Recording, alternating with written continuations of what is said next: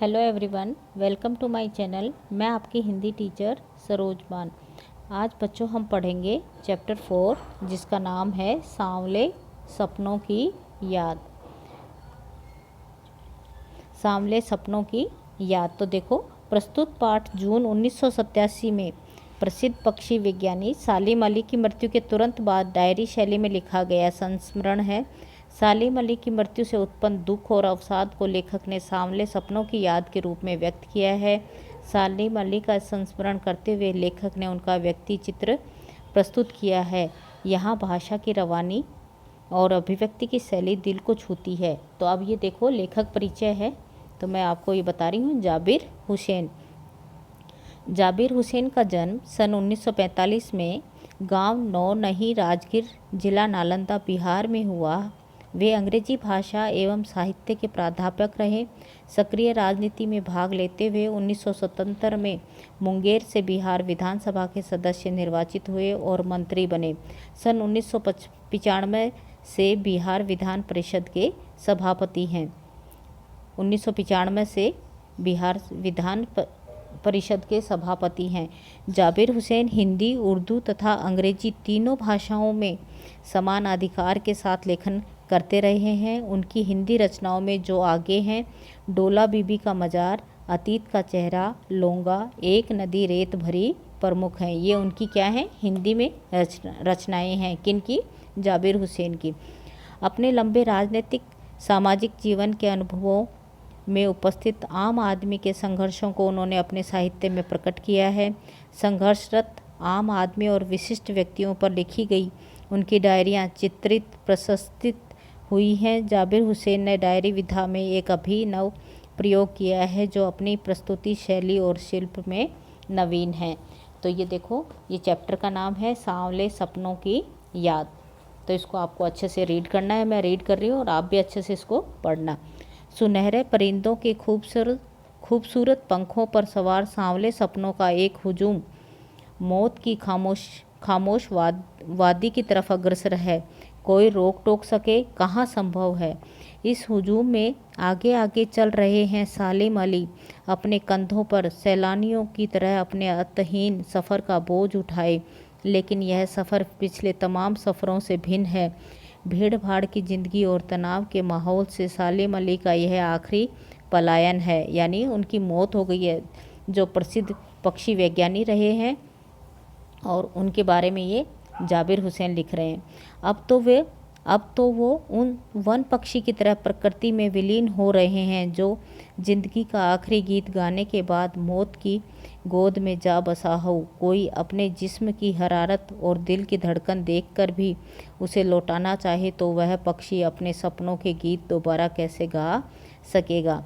मुझे नहीं लगता कोई इस सोए हुए पक्षी को जगाना चाहेगा। वर्षों पूर्व खुद सालिम अली ने कहा था कि लोग पक्षियों को आदमी की नज़र से देखना चाहते हैं। यह उनकी भूल है। ठीक उसी तरह जैसे जंगलों और पहाड़ों, झरनों और आबशारों को वो प्रकृति की नज़र से नहीं, आदमी की नज़र से देखने को उत्सुक रहते हैं। भला कोई आदमी अपने कानों से पक्षियों की आवाज़ पर मधुर संगीत सुनकर अपने भीतर रोमांच का स्रोता फूटता महसूस कर सकता है? सोता यानी झरना। एहसास की ऐसी ही एक उबड़ खाबड़ ज़मीन पर जन्मे मिथक का नाम है सालिम अली। पता नहीं इतिहास में कब कृष्ण ने वृंदावन में रासलीला रची थी और शौक गोपियों को अपनी शरारतों का निशाना बनाया था। कब माखन भरे भांडे फोड़े थे और दूध छाली से अपना मुँह भरे थे। कब वाटिका में छोटे छोटे किंतु घने पेड़ों की छाँव में विश्राम किया था। कब दिल की धड़कनों को एकदम से तेज करने वाले अंदाज में बंसी बजाई थी। और पता नहीं कब वृंदावन की पूरी दुनिया संगीतमय हो गई थी। पता नहीं यह सब कब हुआ था। लेकिन कोई आज भी वृंदावन जाए तो नदी का सांवला पानी उसे पूरी घटनाक्रम को याद दिला देगा। हर सुबह सूरज निकलने से पहले जब पतली गलियों से उत्साह भरी भीड़ नदी की ओर बढ़ती है तो लगता है कि जैसे उस भीड़ को चीरकर अचानक कोई सामने आएगा और बंसी की आवाज़ पर सब किसी के कदम थम जाएंगे। हर शाम सूरज ढलने से पहले जब वाटिका का माली सैलानियों को हिदायत देगा तो लगता है कि जैसे सब कुछ ही क्षणों में वो कहीं से आ टपकेगा और संगीत का जादू वाटिका से भरे पूरे माहौल पर छा जाएगा। वृंदावन कभी कृष्ण की बांसुरी इसके जादू से खाली हुआ है क्या?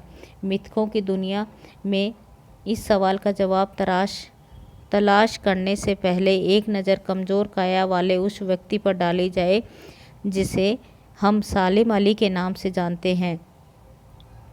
उम्र को शती तक पहुंचने में थोड़े ही दिन तो बचे थे। संभव है लंबी यात्राओं की थकान ने उनके शरीर को कमज़ोर कर दिया हो और कैंसर जैसी जानलेवा बीमारी उनकी मौत का कारण बनी हो, लेकिन अंतिम समय तक मौत उनकी आँखों से वह रोशनी छीनने में सफल नहीं हुई जो पक्षियों की तलाश और उनकी हिफाजत के प्रति समर्पित थी। सालिम अली की आँखों पर चढ़ी दूरबीन उनकी मौत के बाद ही तो उतरी थी। उनके जैसा वर्ड वॉचर शायद ही कोई हुआ हो, लेकिन एकांत क्षणों में सालिम अली बिना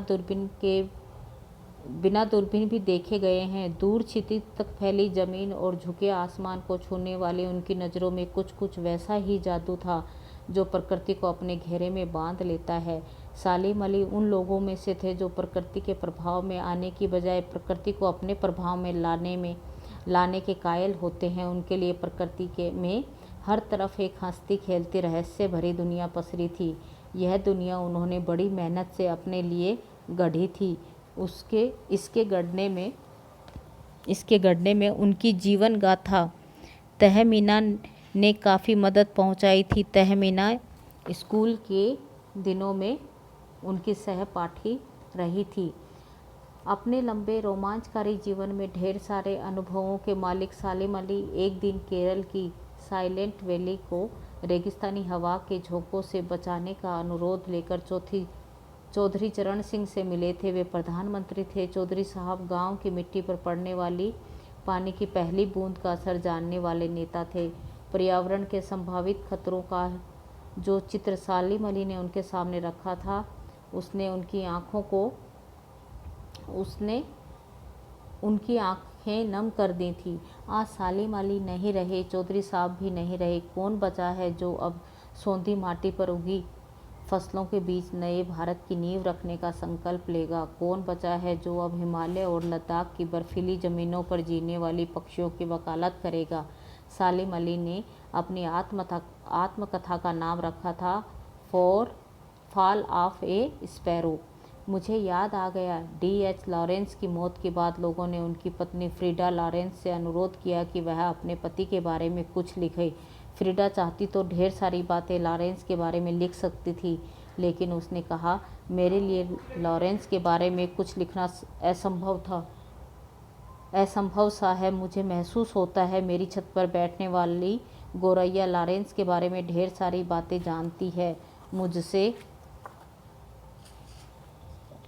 भी ज़्यादा जानती है। वो सचमुच इतना खुला और सादा दिल आदमी था। मुमकिन है लॉरेंस मेरी रगों में, मेरी हड्डियों में समाया हो, लेकिन मेरे लिए कितना कठिन है उनके बारे में अपने अनुभवों को शब्दों का जामा पहनाना। मुझे यकीन है मेरी छत पर बैठी गोरैया उनके बारे में और हम दोनों ही के बारे में मुझसे ज़्यादा जानकारी रखती है।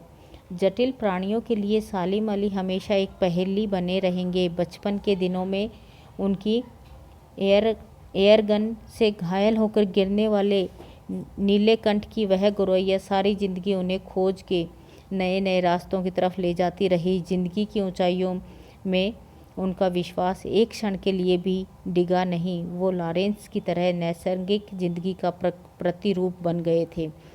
सालिम अली प्रकृति की दुनिया में एक टापू बनने के बजाय अथाह सागर बनकर उभरे थे। जो लोग उनके भ्रमणशील स्वभाव और उनकी यायावरी से परिचित हैं, उन्हें महसूस होता है कि वो आज भी पक्षियों के सुराग में ही निकले हैं और बस अभी गले में लंबी दूरबीन लटकाए अपने खोजपूर्ण नतीजों के साथ लौट आएंगे। जब तक वो नहीं लौटेंगे, क्या उन्हें गया हुआ मान लिया जाए? मेरी आंखें नम हैं सालिम अली, तुम लौटोगे ना? तो ये पाठ है, सालिम अली के ऊपर लिखा गया है, तो आप इसको अच्छे से रीड करना। Thank you everyone.